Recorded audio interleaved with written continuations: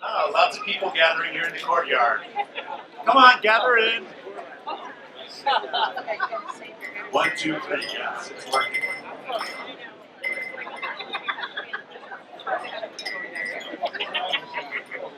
Hi, everybody. Hey, I want to welcome everyone. Is this working? Okay, it is. Okay. Welcome, everybody. Welcome. Thanks for coming. The microphone is cutting in and out, or it's just me? No, okay. Just stay right there. Okay. Very animated. Thanks for coming along, everyone, tonight, and welcome to our exhibition. We were so happy to bring this to life again here at Comic-Con this year, especially in light of our 10-year anniversary year that we're leading into with Coraline. And do we have a treat for you tonight? I would like to welcome the beautiful and talented other mother, Terry Hatcher. Go ahead, Terry. Thank you. Would you like to say a few words? Oh my gosh, I'm so excited to be here. Coraline was one of the. I'm having the same thing you're having. Microphone. Okay. There is that better? There. In and out, but it'll do. Coraline was the best thing I ever did. I seriously, I'm so proud to be a part of the LAIKA family and to have had the opportunity to participate in that movie and to see it get to 10 years. I can't believe that it's been that long, but it's also it's so heartwarming that so many new fans are coming to love the movie and that it just holds its own over time. And I'm just honored to have been a part of it, and I'm so grateful to be here tonight. The most amazing voice performance ever. Would you agree? Thank you. Would Thank you agree? so much. Well, thank you. I like that I have that voice on film, like locked in forever, because who knows what's going to happen to the rest of me. I think not. Brilliant. And like you said, new fans every day. Like there's a whole new generation. The film looks as bright and beautiful today as when you were watching it 10 years ago. And there's a whole new life for it now with 10 years. We have big plans over the next year, different ways that we're going to extend the brand, starting with a wonderful new collection of merchandise, limited edition and various things over the next year that we're going to deploy. And stay tuned for some surprise announcements over time. We're going to do lots of stuff. And if you haven't already, take a wonderful walk through the exhibition, get immersed, educated, enjoy the evening, have a drink, have fun. Really check out all these masters of artistry. I mean, we are just talking about a brilliant, brilliant crew of people that put these movies together. It's amazing. Absolutely. And a special shout out to Terry's parents who are here tonight. Where are they? They're over there, sitting down behind there. There they are. And did you guys know that Terry's daughter was also a voice in Coraline? She was. She can't be tonight because she's working in San Francisco, but she was, at the time, she was maybe 10 or 11, I guess. Yeah, 10. And Henry, actually, it wasn't like a thing where, Terry Hatcher wants to put her daughter in the movie. It was like, Henry said, well, okay, I'll audition her. And so he auditioned her voice for like an hour, and he decided that she could do the voice of a firefly. So when the fireflies fly into Coraline's bedroom in the movie, and they go, Coraline, Coraline, Coraline, Coraline, that's her. And Terry, I think you should do the special line from the film. Well, I do have to say, I think maybe some people kind of want this as their ringtone or whatever. Yes, exactly. I've had now a lot of friends that will have me call their nieces or their young, cousins, like 10, 11-year-olds, and I get on the phone and I just go, you can stay forever if you want to. And then they go, ah! And yeah, so that's a good line to have. Brilliant. Thank you again for being with I'm us. so happy to be here. You guys all have fun tonight. Thanks for coming. Have fun, everybody. Have fun.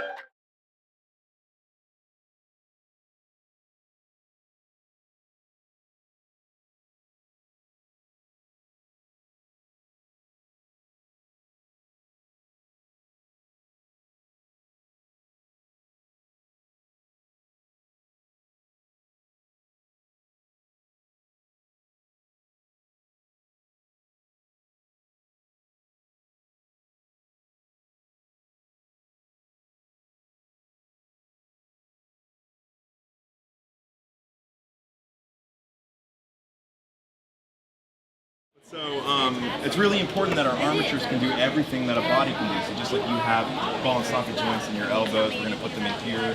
We want to be able to move those shoulders up and down, get that fly in, do everything that a puppet would do. Some of our more advanced armatures can even breathe, so we'll put a key to the back of them and wind that up, and the chest will expand and contract. Yeah, so yeah, and that's not something we've done in the past. It's something we're really pushing forward with all our characters. This actually reminds me that they have Universal. Harry Potter Celebration thing. They have this for all the Harry Potter stuff. Like they actually have all the things on the you guys see here is a great example. An armature will get heat up. We'll have like these blocks put around. See all the heads over there? That armature will float inside of there and not touch any of the sides of it, which is really important.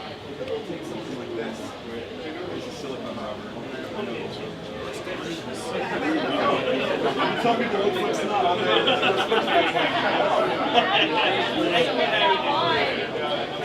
It's like softball. Yeah, it's like softball. So we'll take that silicone rubber and put it in the round overnight. That'll cast up.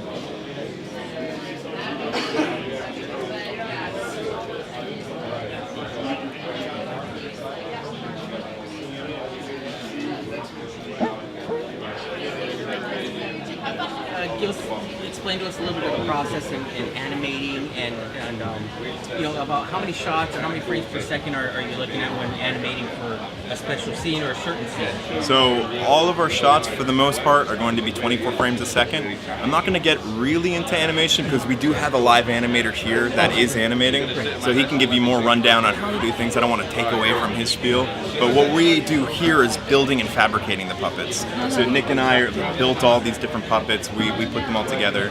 Not these specifically, but we are in the puppet fabrication department and we built them all. But so yeah, all of our films are shot 24 frames a second, so each second is 24 individual pictures that are taken incrementally as a puppet is moving. All of the aspects of him have to be animated, manipulated, and considered during animation. What are the different materials that are so malleable so that it's easy to, Do you mean with the cape specifically? yeah, like fabrics and hair and things like that? So both. Okay, so with like the cape and with the fabric, we're going to use a lot of different materials for the outer layer. But if you're talking about the armature inside of it. Yeah. So what's helping it hold its shape is like a wide variety of different things. A lot of the time we'll use wires. Like if I turn this over, you can kind of see some of the internal wire structure for it. We'll use aluminum, tin, like certain different kinds of combinations of wire depending on what the animator calls for. Some of them like them to be a little bit softer, which means that they're easier to move. But unfortunately, when they're easier to move, that means they'll break easier, and then we have to come in and somehow fix them.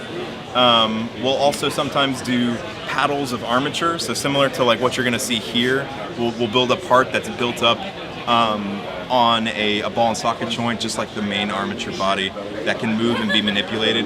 But if it needs to be low profile, we'll go wire or we'll do foil and embed that in there. The same with the hair. The hair is also going to be wire with whatever material we're using for that given film, and we'll coat that over top of it, like hair and silicone. Sometimes we used real human hair for Kubo with silicone put over it.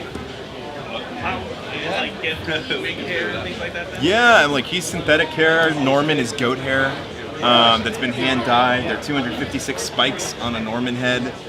He is it's designed. It's considered. Like I think with this guy. Oh no, I don't have a wig cap. Yeah. Actually, give me just a second. Thank you so much. So I can show you with this guy. This is half of a wig cap. It's also showing you the internal structure of the RP. But like with the wig specifically, you see all of the holes that are in there. We'll take hair spikes that are made. It's all goat hair that's hand dyed for Norman specifically. The spikes are all specific lengths. Oh, perfect timing. Like so right there you see Heidi building one of the Norman hair. But we'll take those spikes and what we'll do is we'll build that hair up over time. We have a roadmap, which you'll see on my desk on the other side. All of the spikes are colored a very specific color, so you know exactly which size and which length is on a wig at a given time. And we need to make sure that all of our characters are recreatable, because we don't have just one. I mean, Norman, for instance, puppets. We made 28 of them for Paranorman. They all have to look exactly the same. So all the folds in their costume, all of the hair, all the spikes in his wig need to be in the exact same place so that when you watch the film, you only see one Norman, you can see 28 of them, you know? Cool. Do you guys have any other questions that I can kind of answer for you? So for your role, you pretty much you're doing repairs. Over here? Sorry, I just saw him getting like mic'd up. It's so intense. What's going on? I don't know. do I get a mic? I'm sorry. I'm joking.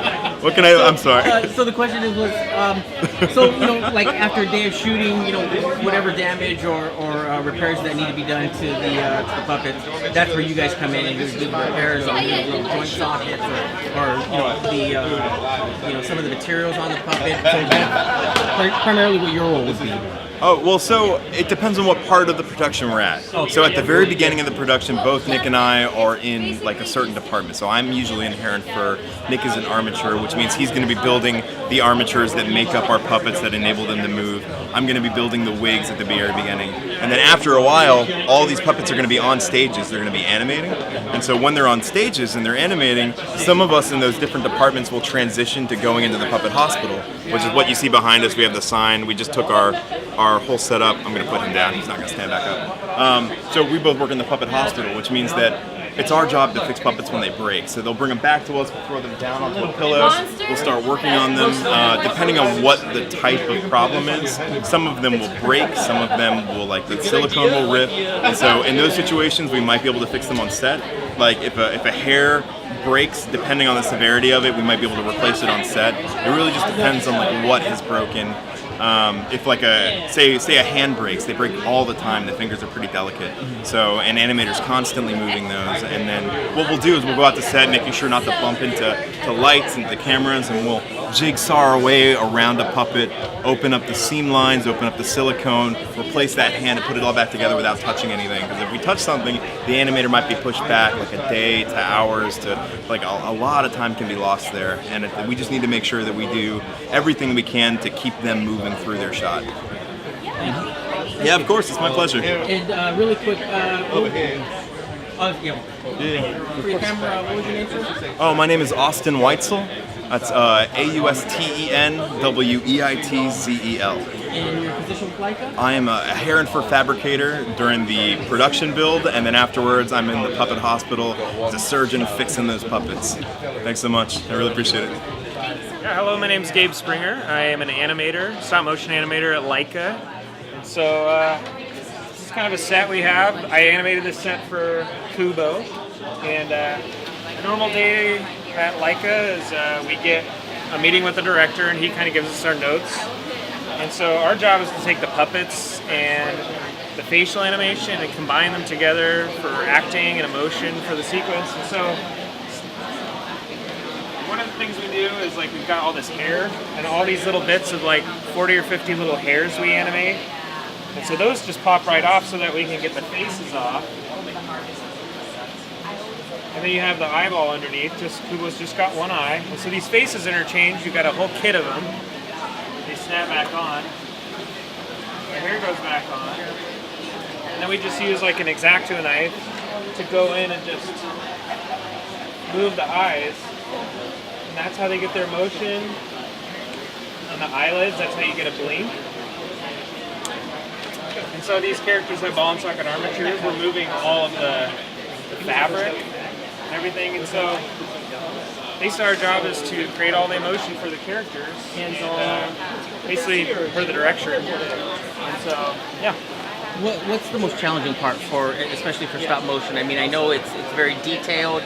It's a very slow process. So what would you say could be one of the most challenging aspects of doing stop motion animation? I mean, one of the most challenging things for me personally is that unlike computer or hand-drawn animation where you get to build, you do part of the walk and build onto it. This you have to do every frame, all of it. You have to animate the hair for one frame. And then when you're done with that frame, you start that whole process over again. You have to animate all of those things, 100% of them again, every frame. So. All right. Thank you so much. Yeah. We appreciate it. Good job.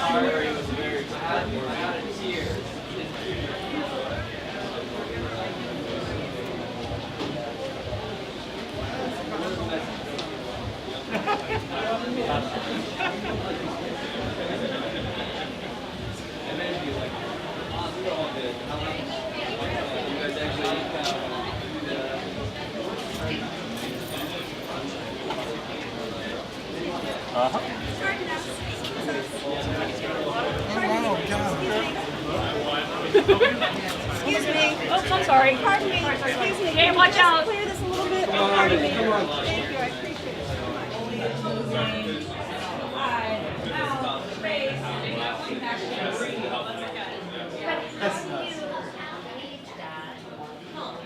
Like the timing of the breathing of the frame. There are 24 frames per second. Right. Okay. Yeah, everything under here also follows well. You need to get the, the puppets. Yep, they need to be pulled down. If they're doing a running scene,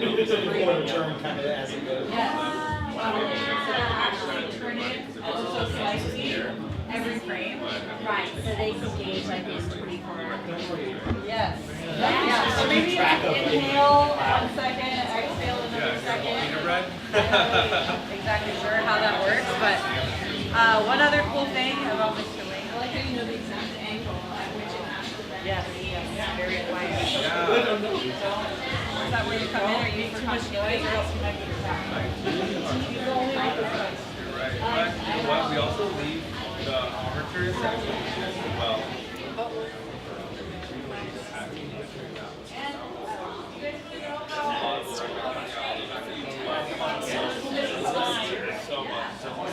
You know what? We'll fix them in post. It's fine. Wait, sorry. Every frame, 24 for every second. You're like, but yeah, for sure. And you will think that because of 3D prints, our work became easier. Like, hey, great, now it's time to paint characters.